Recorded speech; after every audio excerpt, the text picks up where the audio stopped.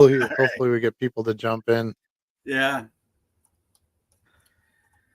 Yeah, when I went to close It's the phone the cam, I chat will wasn't start hearing the over. whole thing. Yeah, all of a sudden I said like, "How did the show go?" And I'm like, "What are you talking about? The show is still going on." And I'm like, and then I My had bad. my little leave button came up, which is like what I have to hit after you and I are done talking after the show. And that was my So I'm like, well, mistake. that's I hit not good. There leave shouldn't be a on the leave button. phone. I didn't expect that to end the whole show. I was talking while I was doing it, so I probably wasn't really thinking straight on it. Yeah, it's not a big deal. Like I said, hopefully people will get the notice and they'll jump into the new one. There we go. We got one in here. Yeah. Yeah, there you go, We knew bargain we knew boxer. we knew you'd be back. Not only did I give you a tour of what's behind me and probably put you to sleep, but then I gave us some more technical difficulties and hit the wrong button and ended the whole show. I mean, stuff happens, right? Thanks for the bargain boxer says thanks for the tour. Let me see who else we got on here. Okay, back. Yeah. Yeah, sorry about that everybody. When Charlie was trying to switch back from the phone, he accidentally hit the end show button. So I just threw a new one up there and we're doing another live. So let's get back to it. Yeah. We're gonna have to start Looking at over the main chat, screen and obviously. talking So while I hit buttons, and I hit the wrong button. yeah, so if anybody had something in the chat that we didn't get to, you're gonna have to post it again because I can't see that chat now. Charlie, entertain them for a second. I gotta go click on some things. So we're gonna have to I post gotta this as go. part 2. But yeah, that's Yeah, kind that's kind of of what I got behind me. I don't know how much of it cut off when I was leaving because I was talking when I accidentally ended the show. But the whole goal for me is to just have things easily in arm's reach. Where I'm at right now for the show is where I work. This is my workspace as well. I have the desk raised up now standing, but normally I would be sitting down in my chair and I can just spin around, throw some more cards in the scanner, or take one step, stand up, and if I have to manually do some things in the goat pen, I can do it. All my supplies are within reach from my chair. So when I get in that mode and get in a zone of really listing and shipping, I want everything right there for me. So that's really what's behind me. Some consignment back stock that I am going through for some people. But when it comes to like my own collection of stuff, they're actually not behind me. They're on shelves at the top of my walls around the room. Again, I'm kind of a modest guy with that stuff. You will find things like cards from the Sandlot, some autographed WWE stuff, a lot of Mike Trout because I'm a big Mike Trout fan. Some offensive linemen like an Anthony Munoz autographed card. That's the kind of stuff I keep. I've got the full Heart of the City Topps Chrome insert set from a few years ago because I think it's an awesome representation of Major League Baseball. So that's what you would see in the rest of my room with kind of my PC. But behind me, it's pretty much a functional area. I've got some work I still want to do back there. I appreciate you, Bargain Boxer, asking me. It's always, I think we all enjoy showing off our spaces, right? I know Adam's got a nice workspace there, and I enjoy seeing the way he does things. Hopefully you feel the same way about seeing what I have. Again, functionality, right? So as I stand here at my desk, I can tap my label printer. I can tap my scale from USPS. I've got a couple tape rolls right here. I've got my magnifying glass if you need to see something up close. I've got a little list of cards I'm talking about keeping for myself or maybe wanting to grade some First Bowman stuff. Just keep all of that handy.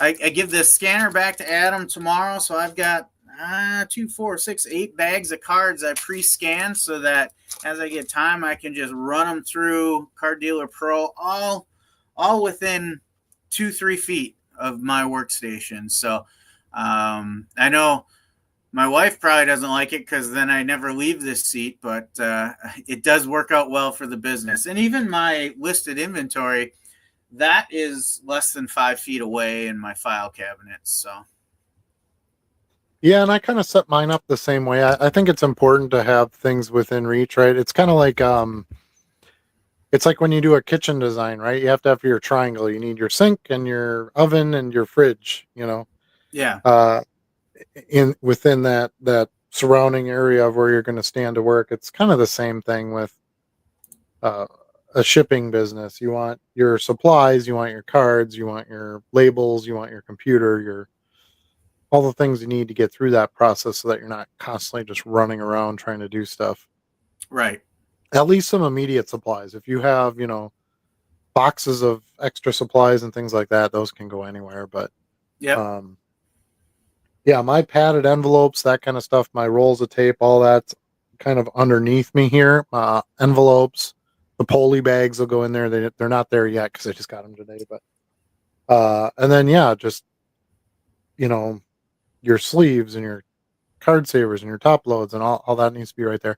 I like your gravity feed station for your top loads and stuff. That's pretty cool. Jenny sent me a Yeah. link for that, so That I got was to a pick one gift of those from up. my wife. Yeah. So it's great when the family supports the card business as well and thinks of stuff like that. I spend a lot of time down here.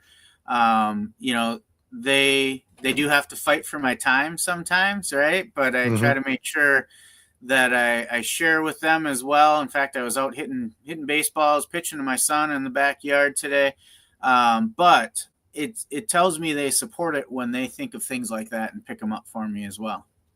Yeah, I agree. My wife's been the same way. She's the one who found the fireproof cabinets for me Yeah. originally, and I was like, Hmm. "What do I want with those?" And she's like, "Dude, your cards will fit in there." And I'm like, "That's genius." Yep. Hmm. Um, and then when the bag process came about, which again was from somebody else's suggestion as well, I was like, they're gonna fit in there absolutely perfect. So Yeah. yeah, it's good to use your sources and um, take listen to good ideas. Don't be so hard headed that you always know what's best. Yeah. There's always another idea out there. Flippin' Sports says, did you start this one with a yo yo yo? There you go. Yo yo yo. I did That's why not. we reset it. We had to get that in there. Better late than never, right? Yep.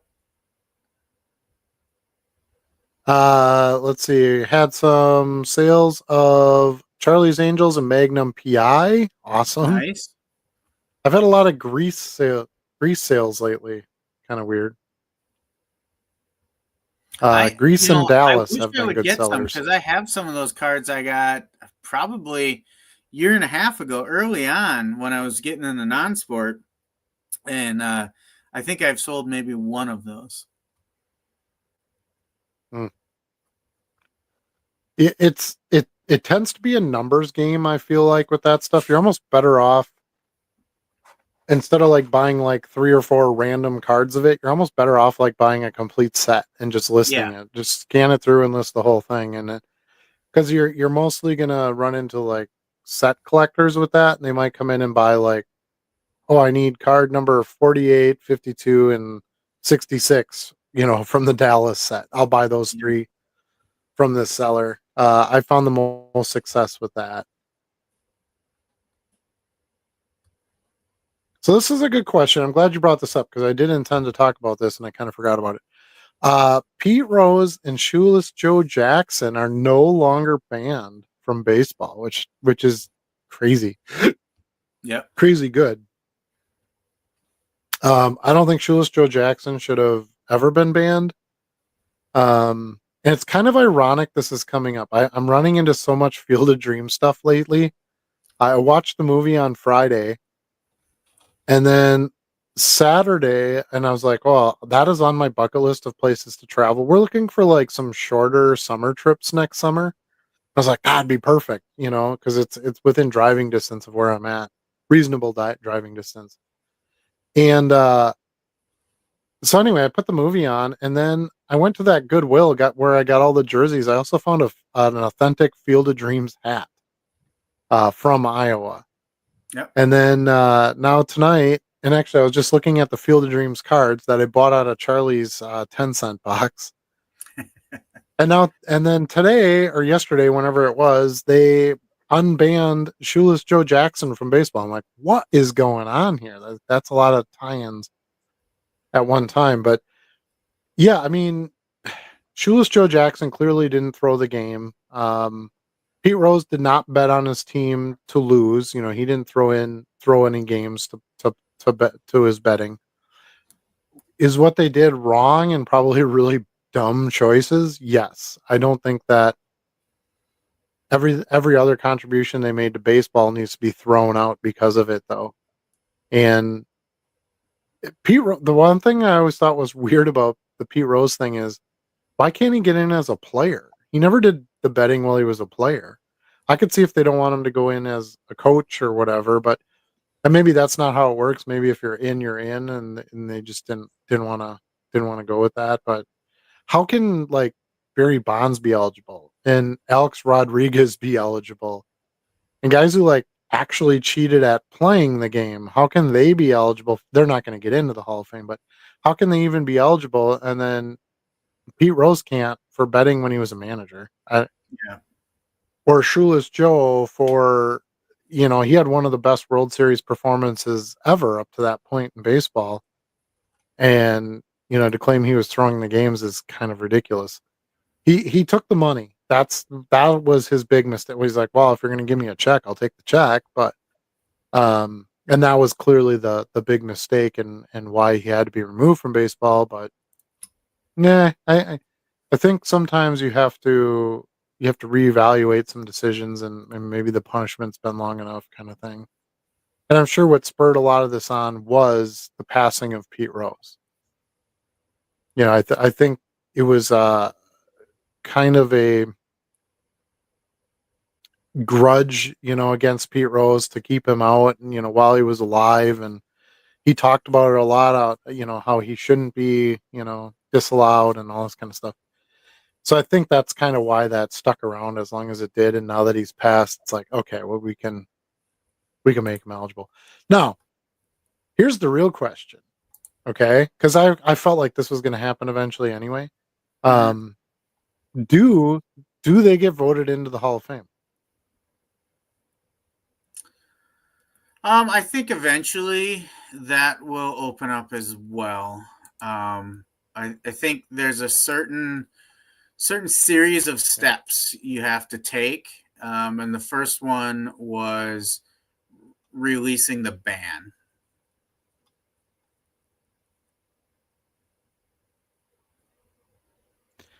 I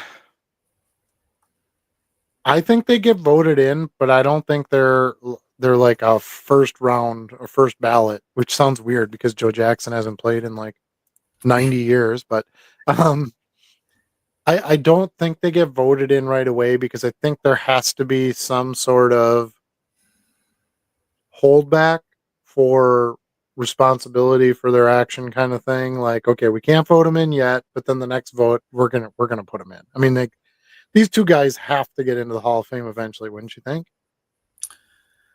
Yeah, I don't know if I'm more curious if they will go to God, what do they call it?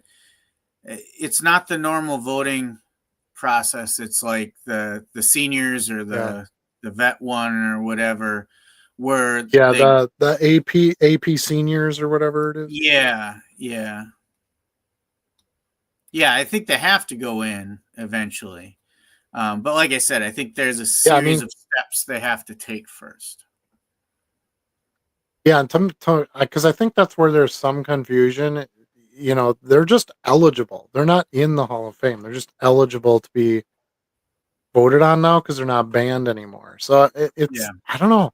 Does I'm trying to think. Well, Shoeless Joe played for the White Sox. So do the White Sox retire his number and hang a banner for him now?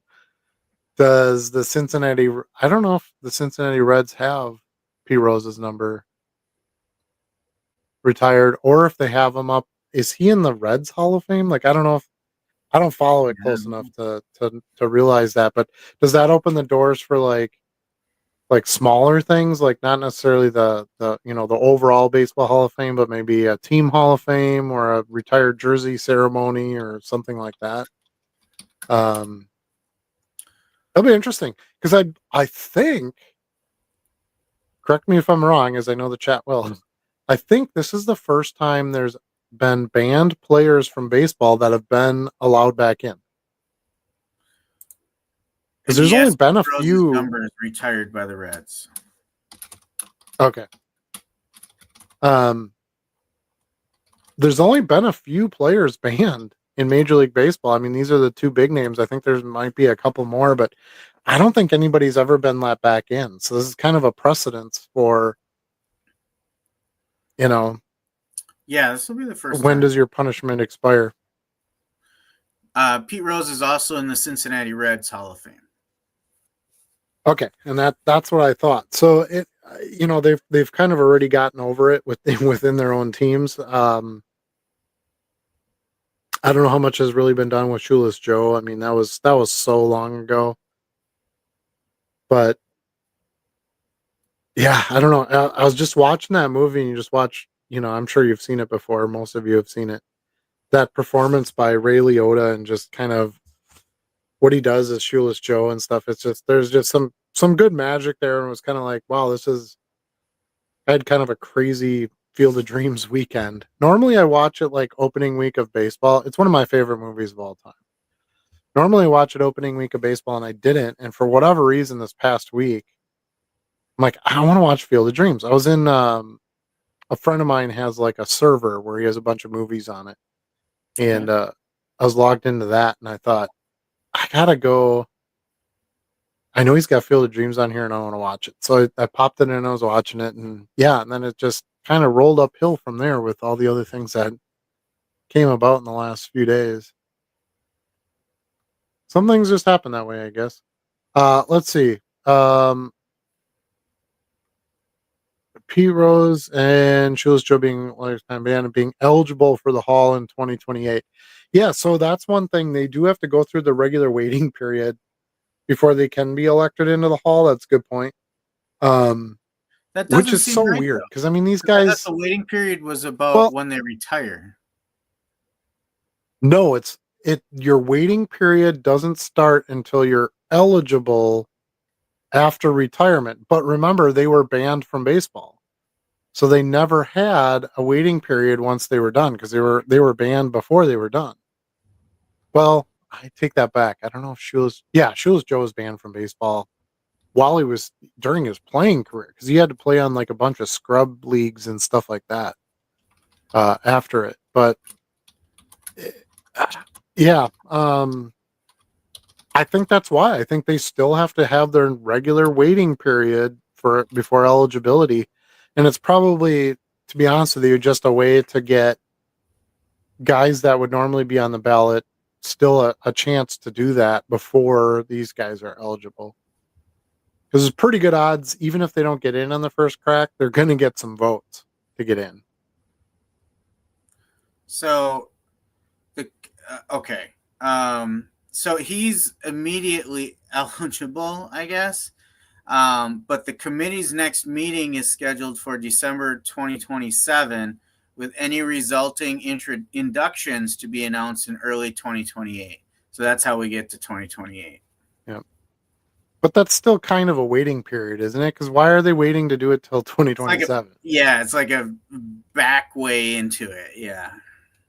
So they're almost like back in baseball under probation. That's kind of what it feels like. Even though neither of them are even alive, but right. That's kind of the good news. They can't screw it up now.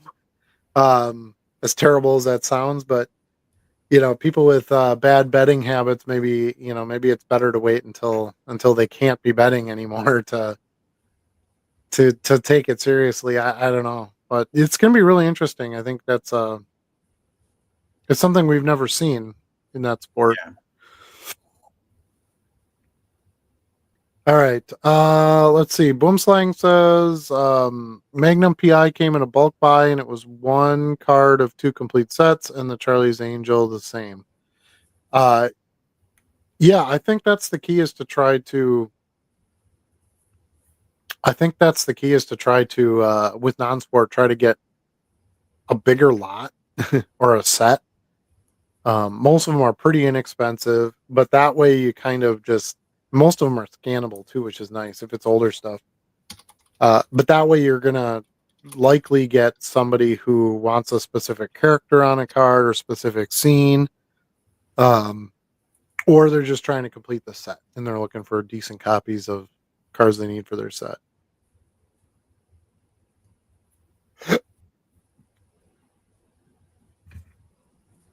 Well, Max poses an interesting question. Is it better to be eligible but never have a chance, or have a chance but never be eligible? That's a conundrum because you're talking more like the Bonds A-Rod angle versus the Rose Shoeless Joe angle. Gosh, I don't know. Yeah, because you're right. Even though they're eligible, they're kind of just being frozen out, so they almost have less of a chance than like Pete Rose and Shoeless Joe getting in that were banned and now they're eligible. Do they get shunned as much as a Bonds and a Rod and they don't get in anyway? I don't know. This is new territory. We'll have to see what happens. That's a great question.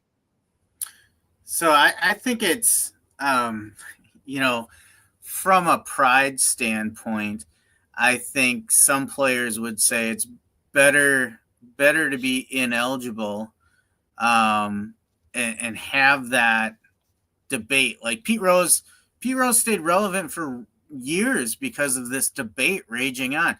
He's the MLB hit king, right? Like, and he'll never be in the Hall of Fame. Should he be in the Hall of Fame because he gambled on games that he didn't have say in the outcome, right? Versus if you're a player that's eligible, but there's no chance you'll ever get in because you rub people the wrong way or the steroids issues and stuff like that. I think that stings more. Like, if you're not eligible because of the rules, but you belong there, you still know you are one of the greatest of all time. Right. And if not for the rules, you would be there. But you look at like an A-Rod and a Barry Bonds and stuff like that. Like, yeah, you did great things, but you did things that offended people in the game, and they're never going to vote for you. That probably stings more. But where does the line? Where does this? Baseball pisses me off because they just don't. They don't do it fair. I mean, you have clear evidence of like the Astros cheating, for example, right? Banging on drums for play calls and stuff. Those guys don't even get punished. Yeah. You had clear violations of the rules by like Bonds and A-Rod, and I don't even think did Bonds even get a suspension? I know A-Rod did, but like, why aren't they kicked out of the game? You literally did drugs to enhance your performance. That is literally the worst thing you can do in sports. And those guys got to finish their career, I mean, I think doesn't A-Rod work for MLB Network sometimes doing like interviews and stuff? Mm-hmm. Like what is going on? I don't. Is betting on the game bad? Yeah, obviously. I mean, I'm not trying to downplay, what Shoeless Joe and what Pete Rose did, and gambling has taken a huge turn in the last probably 20 or 30 years, where it's not as seen as negative as it once was. I mean, we have teams in Vegas now. Yeah, I mean, half the commercials during the Super Bowl are like DraftKings and blah blah blah. I mean, heck, our hobby is gambling. Buying a stock is a gamble. Putting your money into your buddy's business is a gamble. Like, everybody gambles.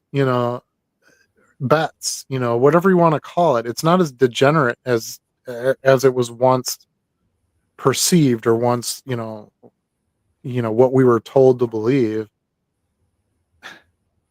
I think cheating during the actual game is by far worse. Right? I mean, you're changing the outcome of the game. If I bet that, let's say I play for the Brewers, and I bet that the Yankees beat the Angels this week, who gives a shit? Yeah. I'm not changing the outcome of that game. Now, if I've got somebody on the in, or I'm paying the umpires, or if things like they did in the NBA, by the way, they paid the referees. None of those guys got kicked out of the league. The refs did. The refs got in trouble, but what about all the players that were, I don't know. It doesn't feel like they punish things evenly in baseball. It feels out of, I don't know. It's just a personal feeling. I'm not here to say what's right, what's wrong, whatever morals or what the limits are, and it's wrong to bet in baseball. Yes. Yes, it is. What they did was wrong. Correct. Um, do you just throw out every other accomplishment they had where they didn't cheat to that point, and then put Jose Altuve in the Hall of Fame someday? A guy who benefits from, garbage can banging during the World Series. Like I Well, just the I don't get MLB that. It doesn't. investigation found no proof of that. Yeah, well, they're complete crap.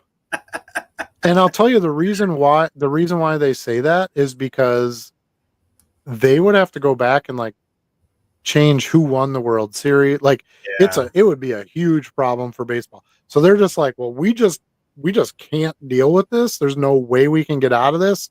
So we're just gonna say I was kind of fine. No biggie.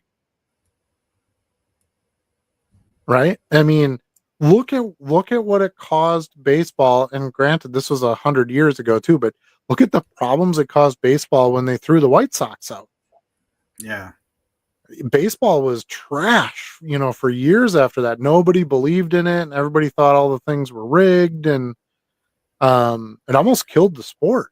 Yeah, They but struggled for a few. look at these scandals with referees, point shaving in the NBA and stuff like that, and trying Yeah. to impact the game. That doesn't seem to have hurt the NBA. No, but did the NBA go and change any of the results of the games because of No. it? Mm-mm. And point shaving doesn't change who wins and loses, which is really ultimately all the league cares about. They don't care about what the score is at the end of the game. The bettors do, Yeah, I but don't the know. league doesn't. You're not changing who the champ. See, when you get to the baseball World Series champion and you go, well, they cheated. You go, oh shit, what do we do? Do we give the trophy to the other team? Do we, that's a huge problem for a league, for a professional league. Yeah. Look at Deflategate, right? Right? These deflated footballs, but because that was in the Super Bowl too, wasn't it? Or was that was like championship game or something, I think. I don't recall exactly what level it was But at. what do you do? Do you go back now and you say, "Oh, Patriots cheated, so now they don't win the championship"? Well, then who went to the Super Bowl? You just can't. The history gets too far out of whack, and I think one of the big learning points of that was that Black Sox scandal. So what are we teaching the kids, that as long as you're cheating on the biggest stage, you'll get away with it? Kind of, because you have to look at the bigger picture of that. Yeah. What that affects, bigger overall. I mean, hopefully you're telling your kids just don't friggin' cheat, but I mean, life is life, and competitive sports, everyone wants an edge. I mean, that's just Yeah. how it's always been, and it always will be. But yeah, I don't know. If I was, again, just a personal take on this, if I was a voting person for this Hall of Fame, would I vote Pete Rose and Shoeless Joe Jackson into the Hall of Fame? Absolutely, 100%. Put an asterisk in there saying at one time bet on baseball. Fine, whatever. Do that if that makes you feel better. But I feel like those guys contributed enough to the game that they get the spot. Legitimately can contributed to the game, not cheating, and Yeah. should be looked at that way.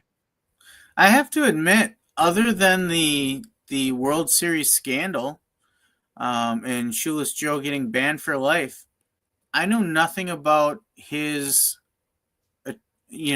contribution to the game that would be Hall of Fame worthy. I don't know what his stats are. I don't know how long he played. Yeah, I Like, mean, and I say that to say I think Major League Baseball did a pretty good job of, almost wiping him out of the game.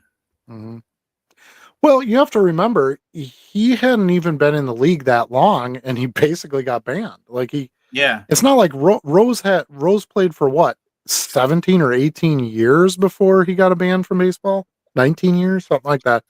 Played forever. Um, Joe Jackson didn't really have the chance to get to some of those numbers, even though the trajectory was there. I mean, that White Sox team was one of the best teams in the history of baseball. Um, if that hadn't happened that year, they could have won, 3, 4 more World Series. They could have been competitive with the Yankees when they started exploding. Um, Joe Jackson had the best batting average over the entire series. I mean, that's saying something. Like, Let's let's let's look at what but Chat GPT has to say about that. Because but to some I, degree, I you might be right. He might just not have had enough years of playing in order to show that he's there. I don't know. yeah, yeah. But let's see what they actually say here. So, exceptional on-field performance. He was one of the best hitters of his era with a career Hmm. batting average of 356, third highest in Major League Baseball. Hit Hmm. 408 in the 1911 season and still didn't win the batting title. Hit 375 in the World Series in 1919. Hit only home run and had 12 hits, still a series record today. And they say Hmm. by pure baseball metrics, he was a Hall of Famer. Correct. Lack of clear evidence he threw the games. That's been talked about ad nauseum for years. Hmm. He actually contributed more than anyone else to trying to win the games. But That's precisely my point. He didn't yeah, cheat in the way of through the game, but he took the money. He took the money, so he's automatically at some fault, or suspicious, enough to warrant punishment. yeah, it looks like many Hall of Famers have publicly supported his induction. Um, there's been other Hall of Famers with scandalous pasts, including PED allegations and/or known gambling off the field. So, in summary, the Hall should Pretty honor on-field greatness. Justice delayed by flawed investigation should not be permanent punishment, and posthumous leniency is appropriate when context and evidence evolve. I like ChatGPT. It's kind of and fun to look. that it basically said exactly what I said. You got these guys with these PEDs that are never kicked out, and Yeah, that changed outcomes of games. But it's too costly for baseball to kick those guys out, because then you got to go, what do you do with all these games that they won? What do you do with yeah, those results that are now final? You can't go back and change them. Do you remember when before the NIL, when those USC players were taking all the money, the USC football players, when they yeah, took away their national title trophies and all that? I think Reggie Bush yeah. was part of that, and some of those guys, Matt Leinart, and I mean that screwed up, college football for a while. Is USC a good program anymore? Are they competitive at the top level? They're still considered a power team. Are they to the level that they were at before all that happened? As far as recruiting every year and college football playoffs, I mean they're still successful in those. Do they have the hype and flair of those teams? No. Yeah. Yeah. So I don't know. I feel like I definitely feel like Shoeless Joe has done enough that he should be in there.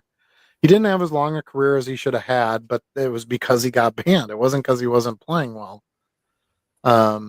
I don't By know. the way, he played Yeah. parts of 12 seasons. Was okay, so he had a fairly lengthy career. Yeah, looks like he mostly hit for average though. A little over 1,300 games, 356 lifetime average. That's 1,772 hits, but only 54 homers and only 792 RBIs. Which those numbers don't overwhelm me. The homers and the RBIs don't seem very overwhelming. Was an exceptional I would agree with that. defender though, from what I've heard. Yeah, he had really good instincts for ball off the bat type of stuff, and making defensive plays. I think he was mainly played outfield. Yeah. But you also have to look at it. Okay, so let's say you're a fan of baseball, right? And you want to go to the Hall of Fame. What happens when you get there and there's no Pete Rose and Shoeless Joe Jackson? I mean, that's a huge storyline of the history of this sport. Yeah. Yeah. To just leave them out because of, like I said, put asterisks in there, and heck, I say put Barry Bonds in and put an asterisk there, tested positive for PEDs this many times, whatever. Let people make their own decisions on what was right and what was wrong. Don't tell everybody what to think. That's one of the biggest problems in the world in general, in my opinion. But yeah. I think those two guys they're a part of the history of the game. They just are. You can't just throw that out. Yep. By the way, shout out to our own Dan from Cleveland, Cleveland area. I did not know this. Everybody knows Shoeless Joe from the Chicago White Sox. He actually established himself while playing for the Cleveland Naps, who would go on to become the Cleveland Indians. He played 5 years for them and batted over 370 more than once while playing for them over 5 seasons. Wow. So he was definitely a star in his time. Yeah. Yeah, and there's no doubt about that. I mean, he was the best player on that team. That got thrown out. We're talking Chicago team, so that's not saying much. They were in the World Series. Jeez. Yeah, you talk about today's White Sox. Yeah, that team is in the tank, but it wasn't always that way. Yeah. Let's see. Rose also made a mockery of himself and the game for the rest of his life. Should he be in the Hall? Sure, if it makes everybody feel better.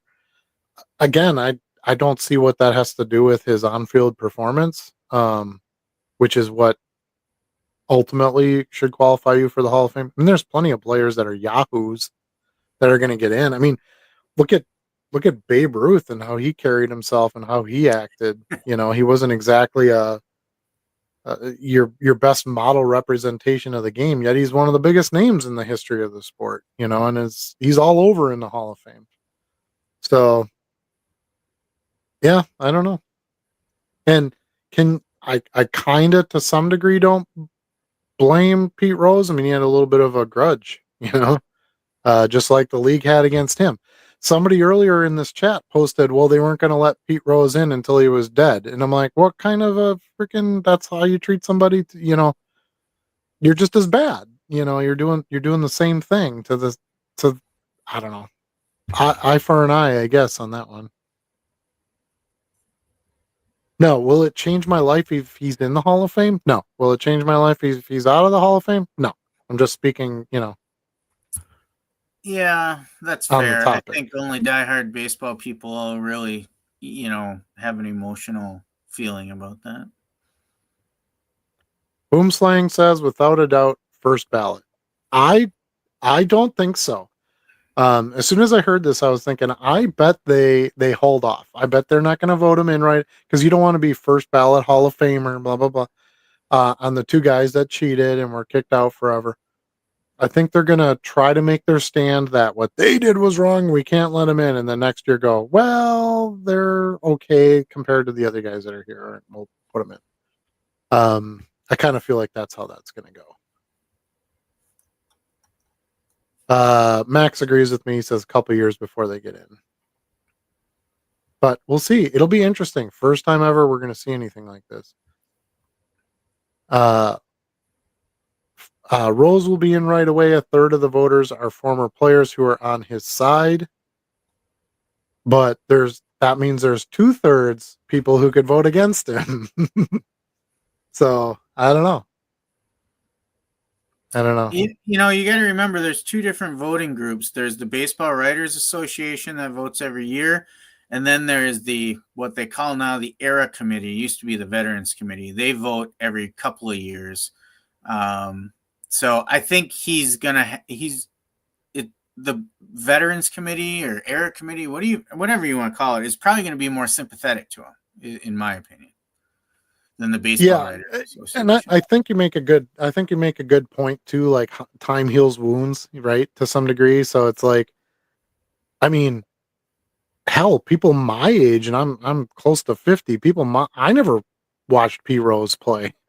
Yeah. You know, I mean, how does what he did, betting on baseball after his playing years, I don't have any emotions tied to that because I wasn't there. So I don't know. Boomslang makes a good point too. He says, remember, the Hall of Fame is just a museum, which that's kind of my point that I said earlier. I'm like, how do you have a Hall of Fame and you don't talk about Pete Rose or Joe Jackson? Like it or not, they're part of. That's like saying, oh, well, our country's pretty good, but, maybe we had a war back in the day. Well, yeah, we had a civil war. You have to acknowledge that these things happen and put it out there. Were there good things that happened? Sure. Were there bad things that happened? Absolutely. You can't just write those off. They're still part of it. By the way, you didn't watch Pete Rose play because all you could watch was WGN when you were growing up. Yeah, probably. But if you watched This Week in Baseball every weekend like I did, you had to have seen him because he played through 86. 86 was his last player season, and we're both old. And I did, but I was a kid too, though. I mean, it's not like, I'm just saying and again, there's going to be lots of people on that committee that are way younger than me that, for sure didn't see him play. Yeah. So I don't know. And I did watch baseball tonight. It was amazing. Completely wouldn't work today for obvious reasons, but it was awesome. This Week in Baseball was my favorite. Like Twib Notes. It was good. The theme song. Yeah. And the bloopers, like the the blooper plays and stuff were great. Mm-hmm. Also NFL films, right? Yeah. And it had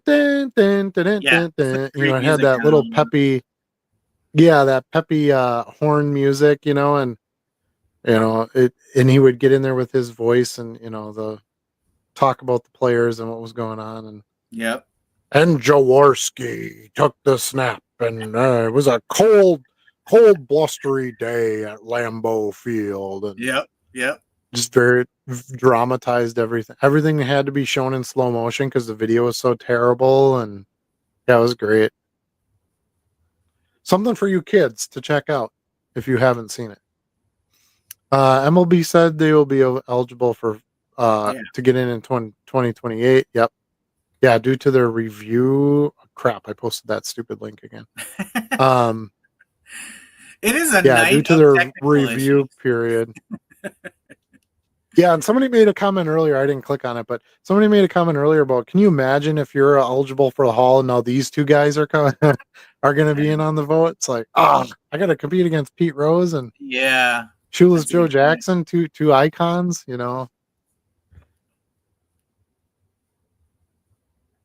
Let's see. Pete and Rose will have to wait. Yep, they have to go through the normal process. We talked about that. They rotate committees. Next committee is for modern era players of 80 to current. Oh, you're right. I forgot about that. Good point.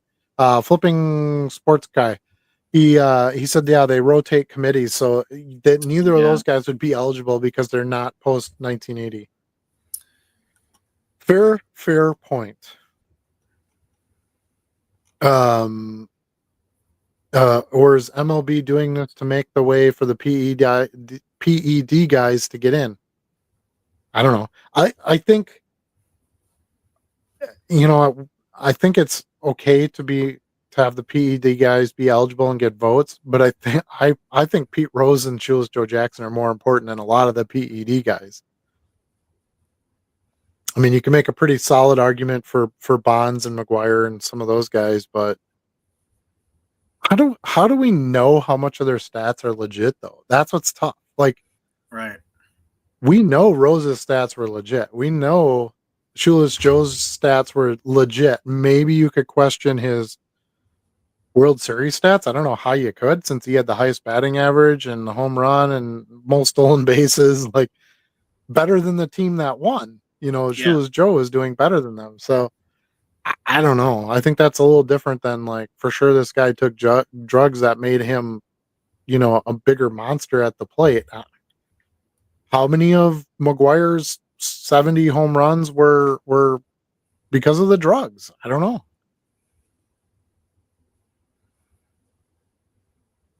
I believe the correct answer, Adam, is 56.3. Well, then is that enough to get into the Hall of Fame? I don't know. No, to be fair, and I think Bonds is a separate conversation from some of the other PED users, because that dude walked a lot. He hit, he hit a lot of, he had a good batting average. He had some stolen bases. Like, there's other production there that I don't know was heavily influenced by the PEDs. But the fact that he could smack a home run at any time probably helped other areas of his game. That's why they put him on base every time. Yeah. Correct. So, all the walks and all that. A lot less harmful than a 3-run home run, Yeah, exactly. Rose was a bad person, playing simple underage girls, betting, mocking. Yeah, I agree completely.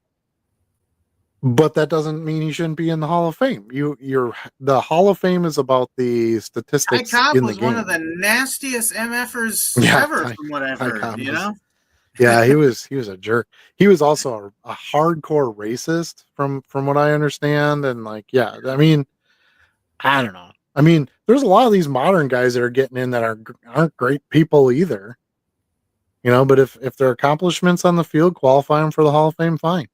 Again, I have no problems with you putting a plaque next to it and saying, dude, this guy bet on baseball and he hit on teenage girls and he did this and he did that. I don't have a problem with that. Put the full story out there. That's fine.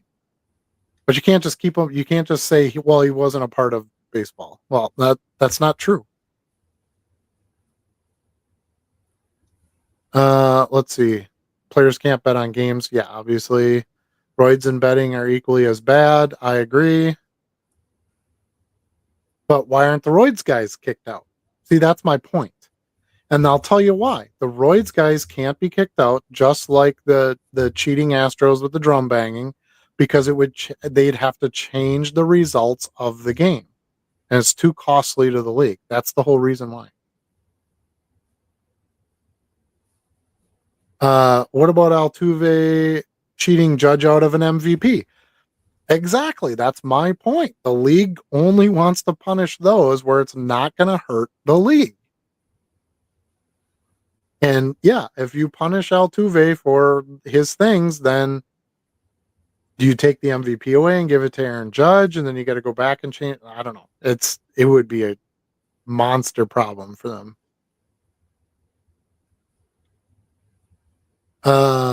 Nope. My grandson's T-ball championship game is tomorrow, and I'm telling them to cheat his ass off. What's the worst that can happen? Win or lose, you'll get away with it. LOL. I don't know, man. It's a tough thing.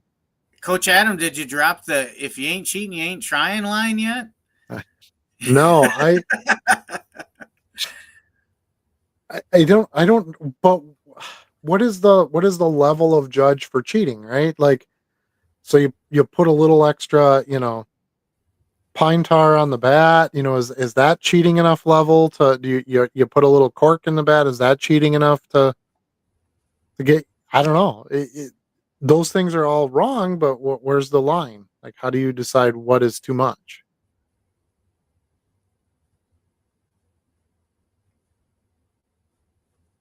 Uh, if David Ortiz got in, let everybody in.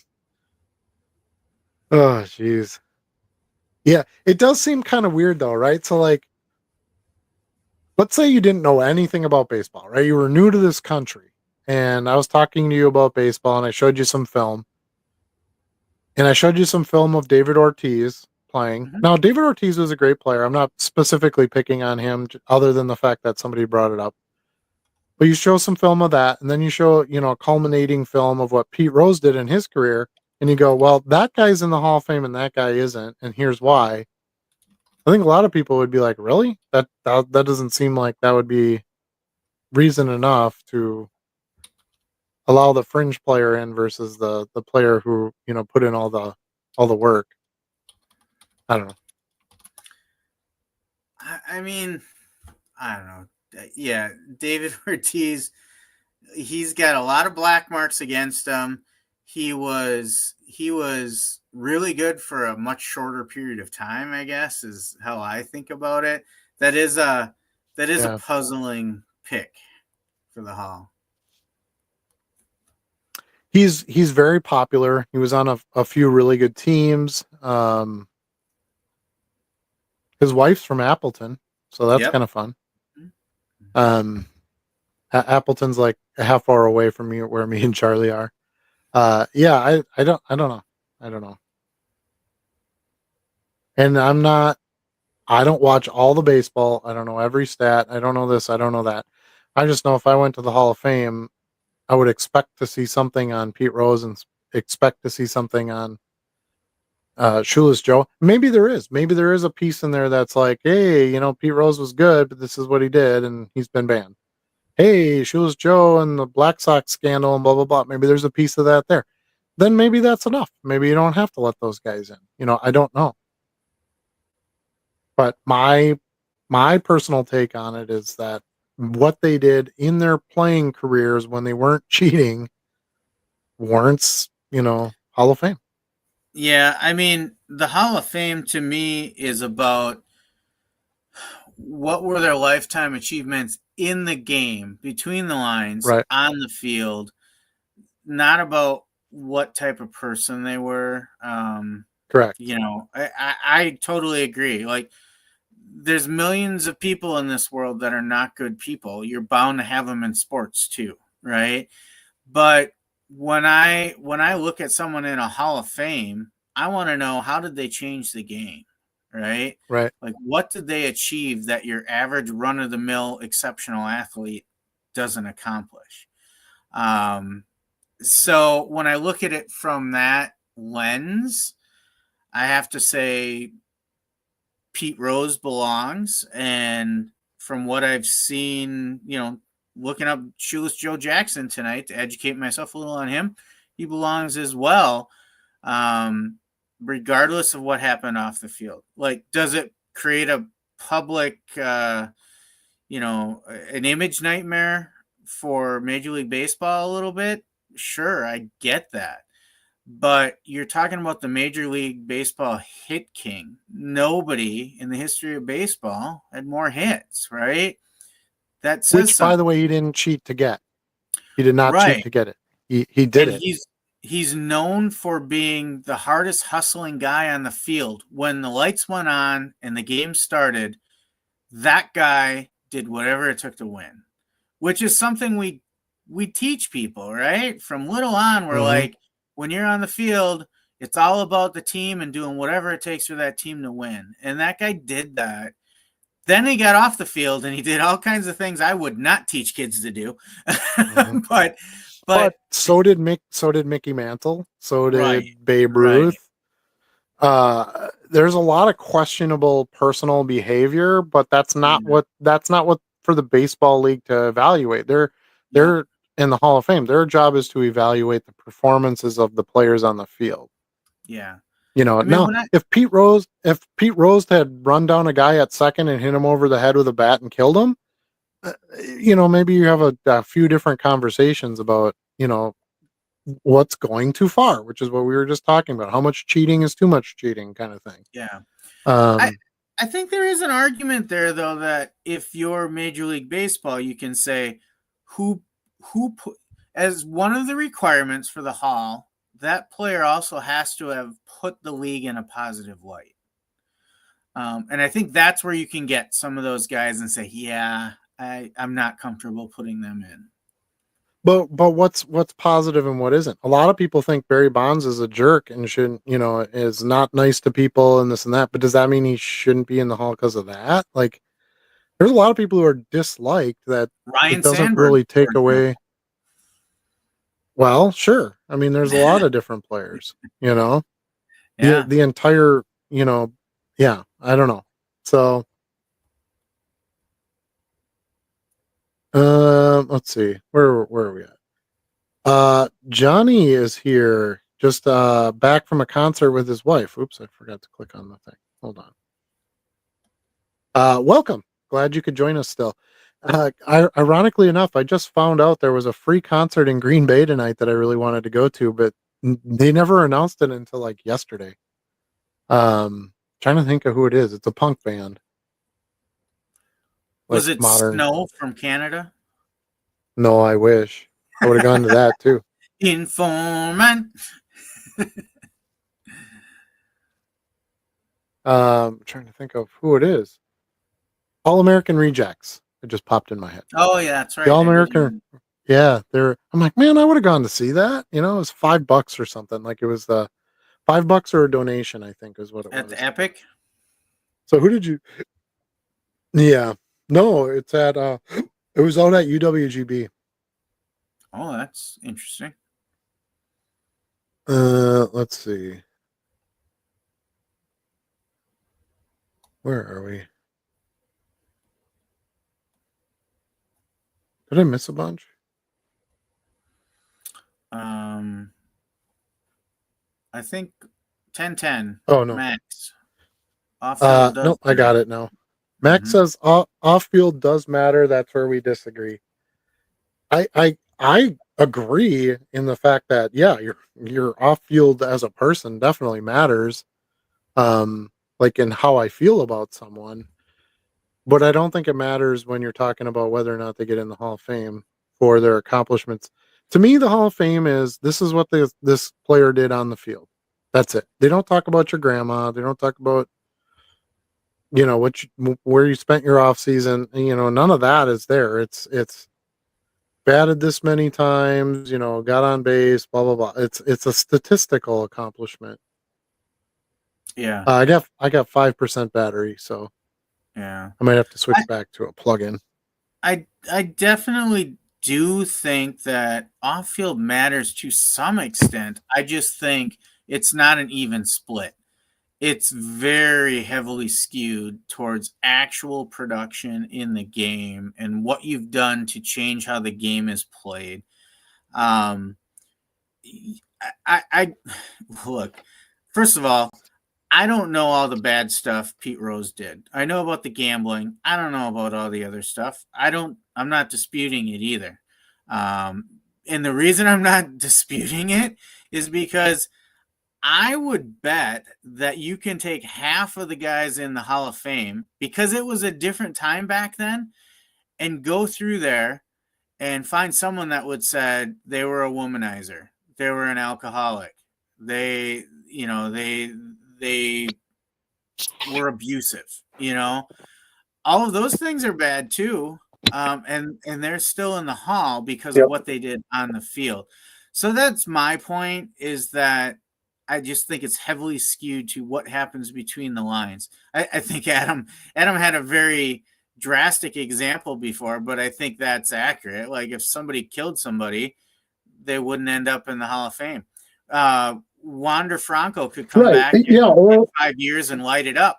I don't think he's ever going in the Hall of Fame, right? There are certain offenses that I think absolutely are Hall of Fame killers. Who gets to decide? And you have to remember,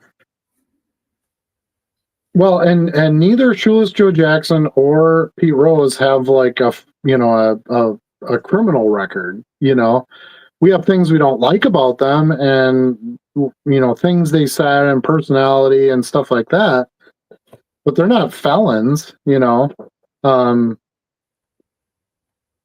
yeah. So I don't know.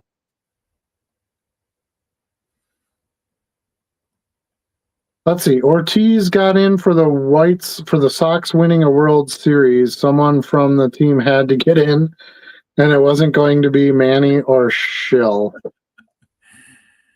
Okay. I mean, I don't know if that's enough reason to get into a Hall of Fame.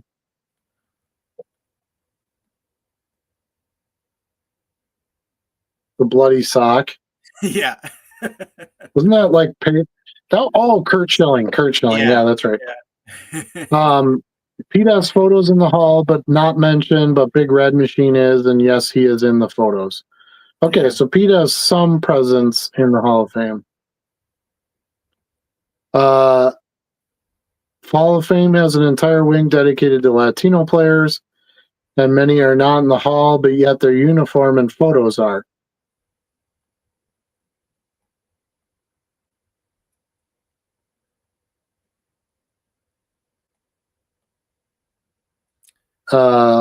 Why do either of you dismiss off the field issues? Who's dismissing off the field issues? Yeah, I think I would completely agree that. I think I came off kind of strong in the beginning, sounding like it didn't matter at all, because I absolutely do believe it's more heavily weighed to between the lines. But hopefully I've made myself clear now that I think there is a level of off the field that has to be weighed in. I just think it's not even. Yeah. Yeah, I agree. I mean, I think that's something you have to do for yourself, right? The Hall of Fame isn't judging the person. They're judging the statistics within their game. And then whether or not you feel like they're a good person or a bad person, or they did this or didn't do that's up to you, But yeah, obviously all those things you mentioned, I don't know that enough about Pete Rose to know that those are all true, but I've heard those before. But if those are all true, yeah, absolutely. I wouldn't, he's not a favorite person of mine by any measure, but I mean, yeah, I don't know. Yeah, if you're counting off-field behavior, the Hall of Fame is going to be pretty empty. Exactly. Not many of those guys were saints. Yeah, and Charlie made a good point earlier too. Like times change too. Like some of your actions or things you say today hit differently than they did 30 or 40 years ago. Sometimes I watch older movies and I'm like, wow, they said that in that movie. But we were even talking earlier about Austin Powers, Mike Myers films. Yeah. And I'm like, could they still do some of that? Probably not. Things just kind of evolve. Anyway.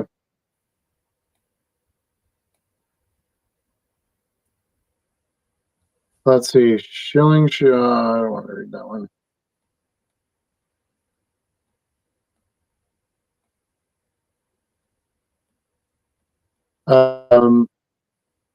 Yeah, I don't feel like. I mean, I feel like there's a lot of players that are in that did bad stuff too. Yeah, personal stuff and things like that. Well, that's a good shot. So I'm kind of curious. Max talks about Pete Rose demeaning the game the last. What did he say there? Last 40 years of his life, demeaning the game.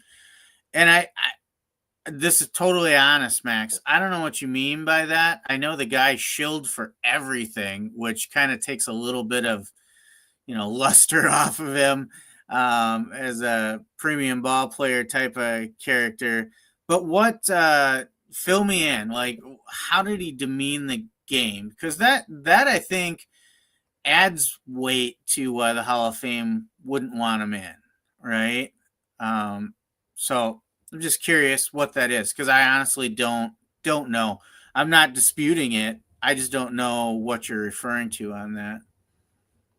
I'm not a, as you can tell, I'm not a huge Pete Rose fan to begin with. You know, he's not a guy I Yeah, me, really follow. me either. Yeah, me, same here. I couldn't really tell you any of his stats. I remember hearing, him be called Charlie Hustle. I've heard of the Big Red Machine. Um, but no, I never really watched him play or anything like that. I just know the numbers are there. So it made sense to me to have him in. And there's I lots knew of this players would be a that hot talk button bad about topic. the.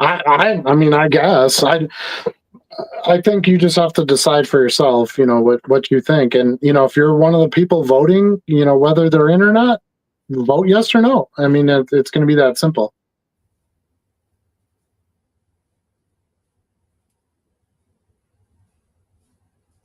Dan says, lovely weather we are having tonight. Good job, Dan. We'll lighten it up a bit. Yeah. I agree. The weather's been gorgeous here. I went for a walk this afternoon. It's been great. Last year, I remember I didn't coach last year, but I remember taking Luna to soccer practice, and it was like everyone was like wet and rainy and gray out and cold and windy and all that. And it's like, man, we've had 3 or 4 practices now. And only one was like slightly chilly. It wasn't, bad at all. So I feel fortunate. Hopefully, we'll have a better season this year. It was so wet last year. All the fields were wet. Um, it took forever for stuff to dry out. We didn't really play any dry games until like July. Yeah. Which is kind of strange. But yeah, I don't know. So hopefully it'll hold up, but it's supposed to get really hot and then it's supposed to get really cold again, at least here. It's like in the 80s and then it's going to get down to the mid 50s again. So it doesn't know what it wants to do. We're not going to get the early summer. I thought maybe we would hit that early summer, but it looks like we're going to get a little bit more spring yet.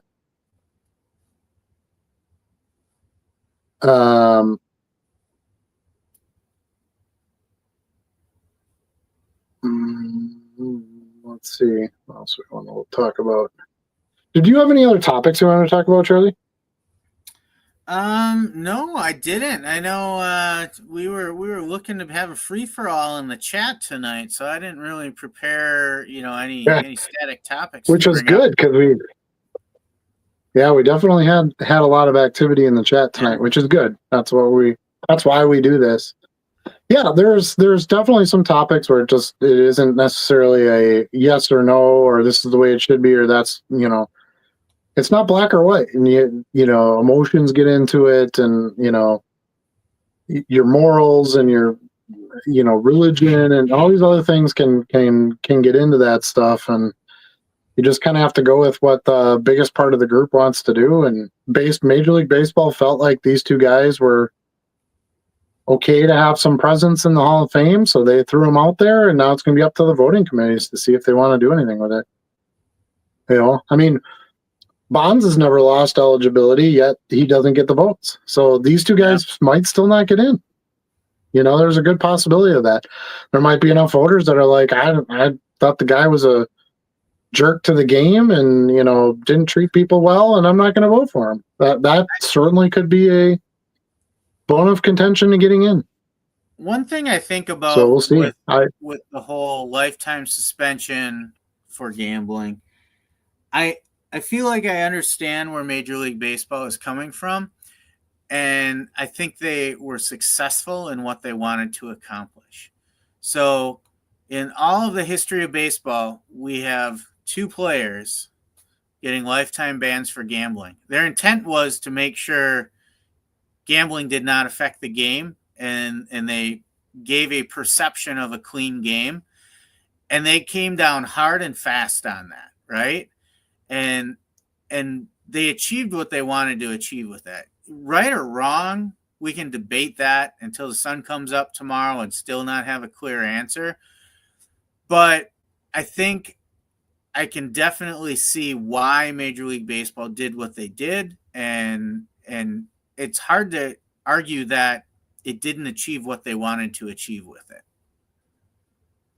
Yeah, they just need to take a little bit harder stance on cheating, and then we'd have a clean game.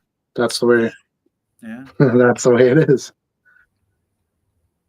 So, because it feels like cheating during the game is a little bit more allowed for some reason. I don't know. It's weird.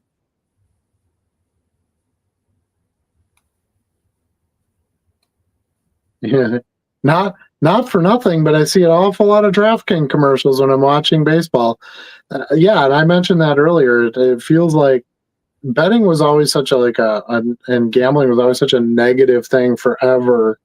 And like I said, probably in the last, I mean, betting on games was illegal, like pretty much everywhere. You couldn't even hold a poker game at your house and bet on cards. Like that was that's technically illegal. And now it's like everybody's got pull tabs and you can play slots at the bar and they'll pay you out. And, you got DraftKings and there's just wager stuff everywhere. It's become a little bit more acceptable. And yeah, betting in the sport that you're in, yes, that will always be a no-no. I think Charlie made a good point about they were really just trying to make the point. And they made the point for a really long time. And I don't think anyone else will dare cheat because of what it will cost you. It'll get you completely removed from the game forever till the day you die, essentially, is where we're at with the Rose thing. Yeah. Don't do it. And for the most part, the message was received. You don't, like he said, there was 2 kicked out, and we haven't really seen anything since. So hopefully they can stay out of that.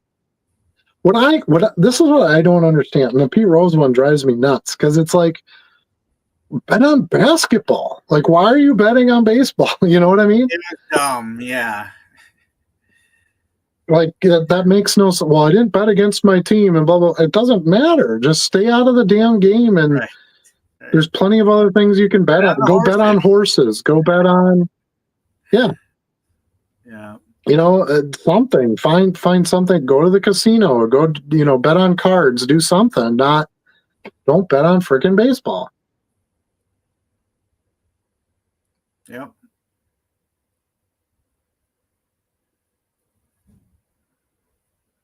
Yeah.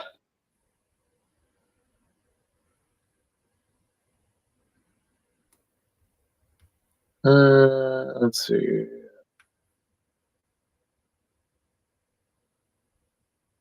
Lots of chat back and forth between people. Yeah. I don't want to read all that.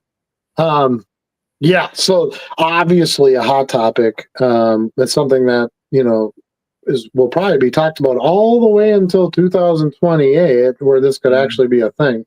I think for the most part, everybody just kind of stopped talking about Rose and Shoeless Joe and stuff like that because it's been forever. And you just assume nothing was ever going to be possible, but if it will be. Now, with this opening up and they are voting for the past 1980s players, does Bonds get votes now? Does that change some of that perception? Well, maybe what he did wasn't so bad and we can vote him in, since potentially Rose and Shoeless Joe get in. I don't know. I have no pony in this race. I don't buy and sell a lot of Rose stuff. I don't buy and sell a ton of Shoeless Joe. Although I saw one today with the news. I was going to say I should say I did have a spike. I sold like 3 or 4 Shoeless Joe cards, but I don't have a ton of them. I have a few and they've sold and. But now is everybody going to just run out and buy all the Shoeless Joe and Pete Rose cards because they could get in the Hall of Fame? I don't. Maybe. Maybe that'll be enough motivation. I don't know. On a positive note, with the shift in tariffs, supply prices have already started dropping. Well, that's good to hear. Hopefully, hopefully it'll continue to drop. Hopefully, the tariff goes away entirely. That would be something I would like to see, but we'll see what happens. I'm pretty stocked up with supplies. I bought kind of ahead of all this. I don't know. Is there anything you're looking for, Charlie? No, not really. I feel like I'm in a comfortable spot with supplies as well. Looking at prices out there, I haven't seen anything that made me uncomfortable with the way prices were going. I think the world is changing quickly with this stuff, and back and forth, right? Negative news today, positive news tomorrow. Let's change it back the next day. I mean, I think it's pretty impossible to plan against what's going to happen with not just the U.S. economy, but the world economy right now. So I'm kind of sitting tight, and I'm just going about business as usual. Yeah, I never really saw much of an increase, to be honest with you. I bought a couple bags at the shop. They were still the same price, $3 for a pack of One Touch resealables.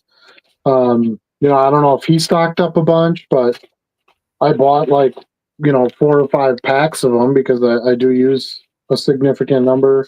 I bought my card savers a while ago. 2 big cases of those. I picked up a case of sleeves for $50 shipped not too long ago. So all those prices were actually better than what I had paid previously. So I haven't seen it. I know, now tariff stuff has been hitting the shores. So I'm guessing we'll see, even with the change in tariffs, maybe we'll see some increases still for a short period of time on some items that have already been ported. And then in the future, we'll see them drop back down. I don't know. I think you just need to keep an eye out. Like if you find a good deal on stuff and you're going to need stuff, buy it. Especially when it comes to supplies, because you're going to use it eventually. So if you think you're going to need some sleeves in the near future, you find a good deal on a case of sleeves, buy a case. Even if you got to sit on it for a little bit, you'll eventually use them. That's just kind of how I've always done it. I go, I'm down to a couple packs of these. I'll see if I can find a case, and if I find a case at the best price I've ever bought them at, well, maybe I'll buy 2 cases. And then I'll be ahead a little bit.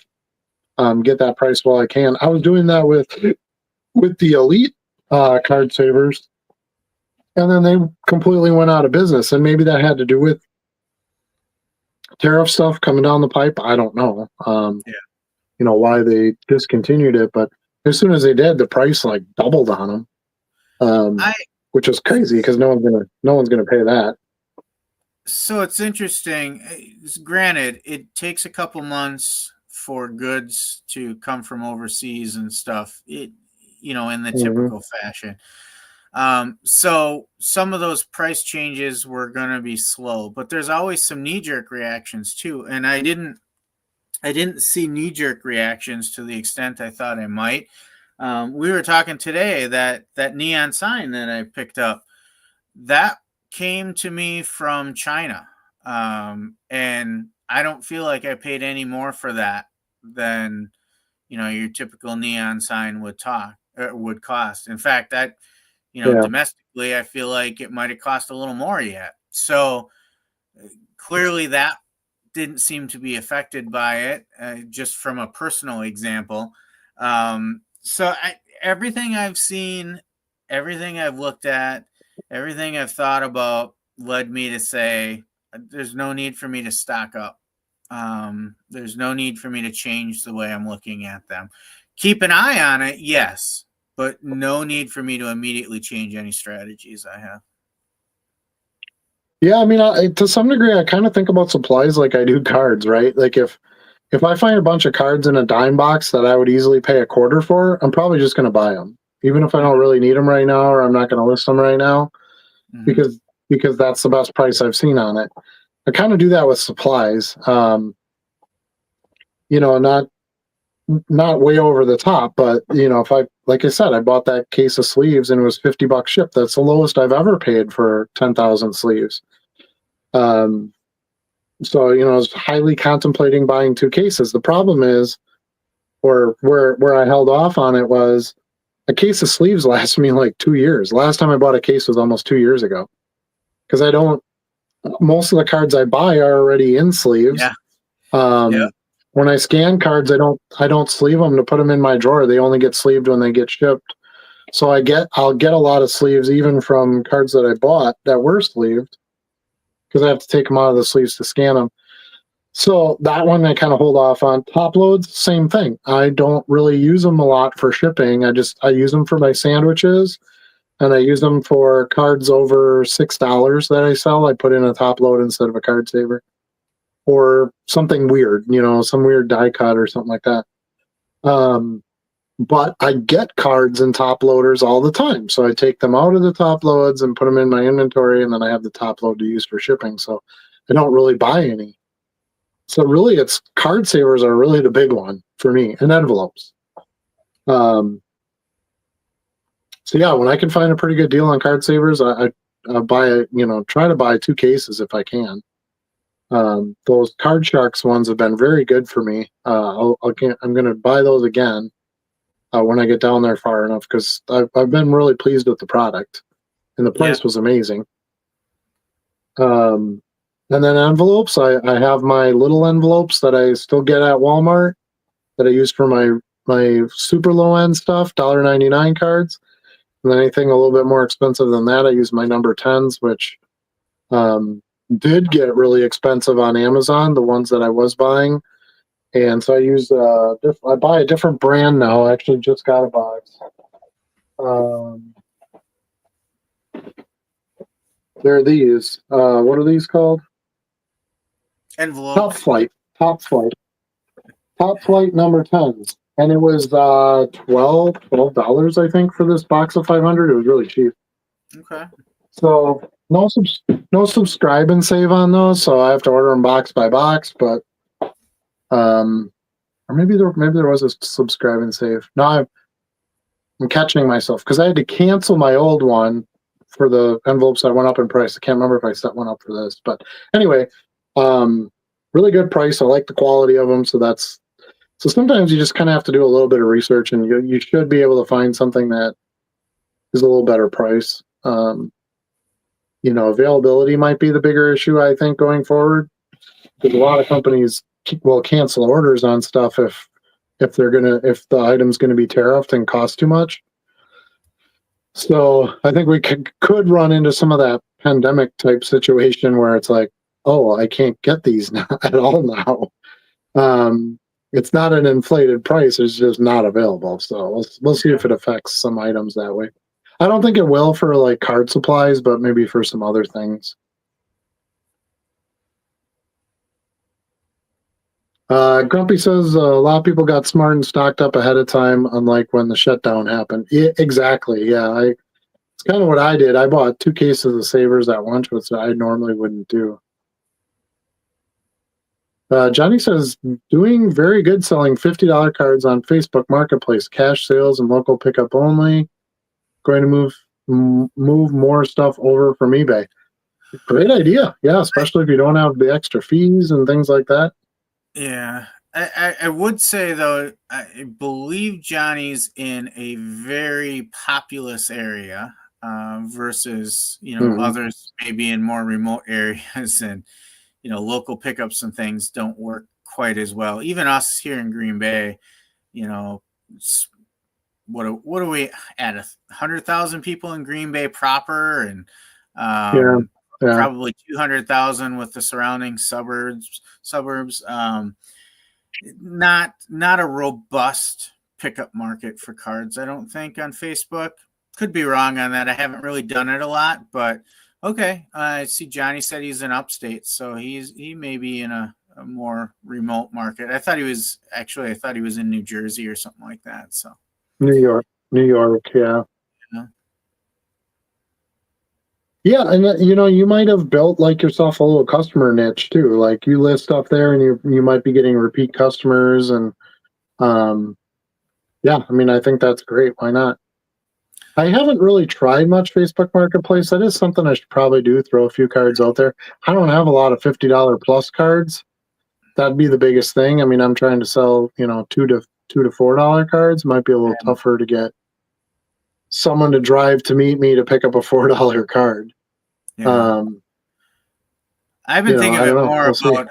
I think I'm going to get to a point where I want to move a whole box or two of cards just to make some room. Right, And that's right. where I've been thinking about. Is that a good venue for that? Yeah, bulk commons are tough because just nobody wants to pay for them. Maybe you'll get $20 a box. You might be better off just putting them in, making up packs like I do, or giving them away, or putting them, a dime a piece or something like that. Versus at $20, you're really not getting anything. Heck, it costs you $8 for the box. Yeah.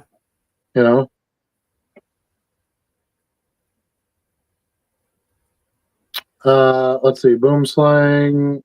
Come on now. Okay. I built up a bug out bag full of cards and supplies and went out into the wilderness and buried it. Now I can only find where I put the map of its location. Yeah, it depends on the supply. I mean, if you got envelopes buried, they're probably not going to last very long. Card savers, you could probably get away with that. Top loads, being they're plastic, I'm sure they'd stick around for a while. But oops, I just hit the. Well, you really like to promote StreamYard. Yeah, I just clicked on it again. I haven't needed to buy supplies in 3 years outside of team bags. It's been awesome. Yeah, I just don't have the storage space either, and I just don't want to put that much capital out for supplies. Like I said, I very rarely need to buy them anyway.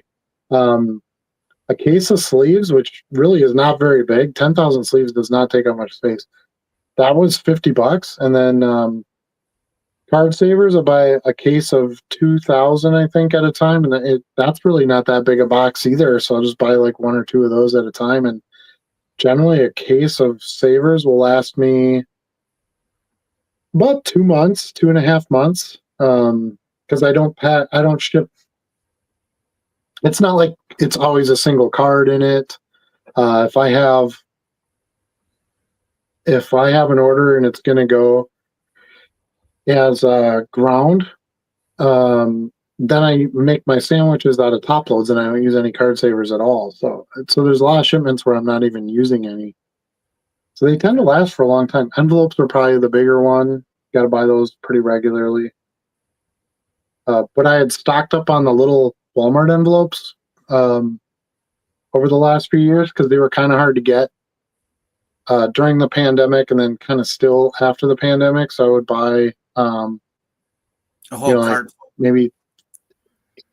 Yeah, I took pictures of a whole cart of envelopes. So I might buy like 8 or 10 boxes at a time, and I just kind of stacked them, and I ended up with like 100 boxes or something.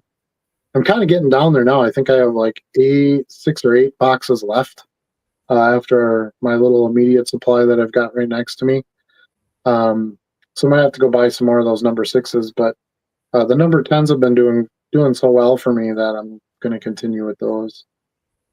That's kind of all I buy. I really don't spend much on supplies. It's kind of nice.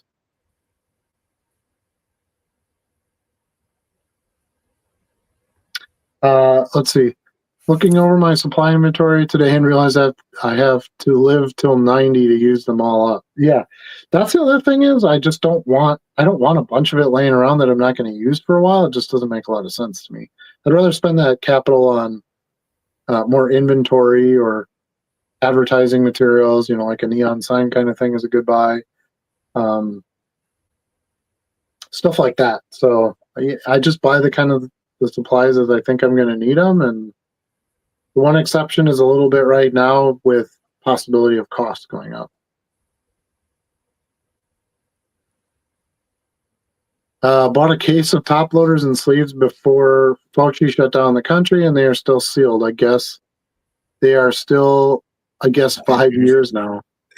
Jeez. Yeah, I don't have anything like that from that long ago.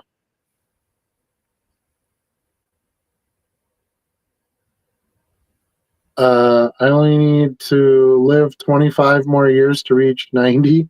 Not going to happen. Not to mention, I plan on being out of selling stuff in 2 years anyway. Well, you might want to try to move some of your supplies then, because if there's buyers right now, go for it. Sell it now. Yeah, Johnny's in upstate, you said. My stupid streaming link.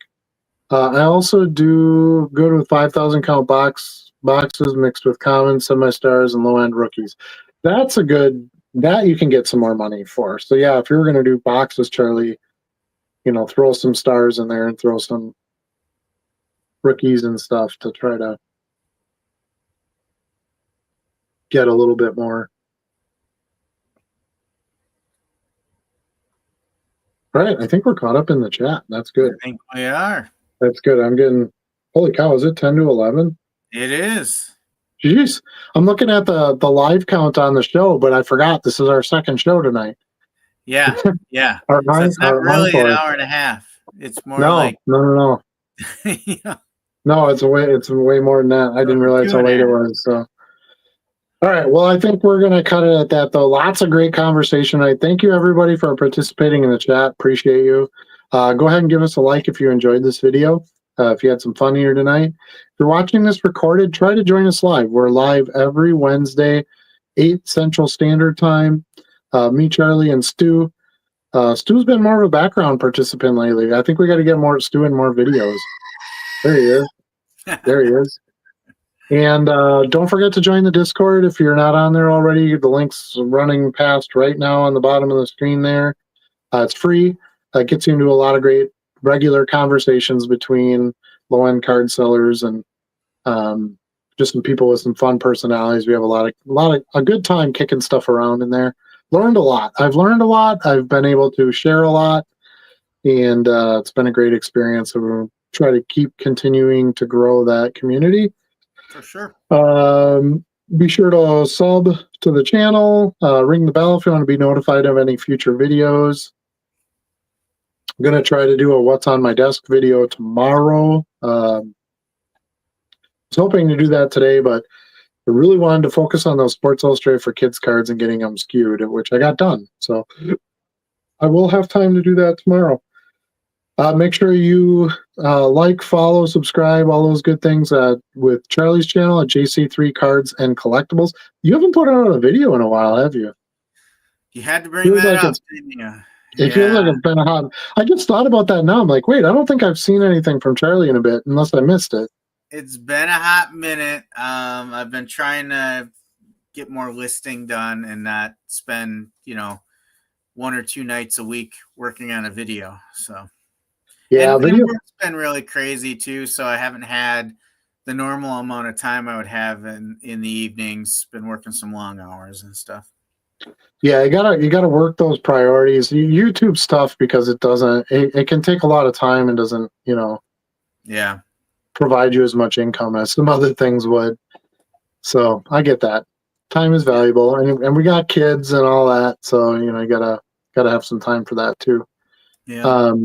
But anyway, go ahead and sub to his channel. He does have some really good analytics on liquidity, what's selling and moving, and in different sports. So go check those out. Let's see. Goat Show, June 8th, 9 to 2 p.m. at Riverside Ballroom. Hopefully you can join us. We will be doing a live show from that show stage. That is a Sunday, June 8th. And I think that's it. That's it till next week. That's it till next week. Anything you want to add? Just remember, when you see the goat, we're talking about the greatest of all time. And remember, you can't sell what you don't list. We'll see y'all next week.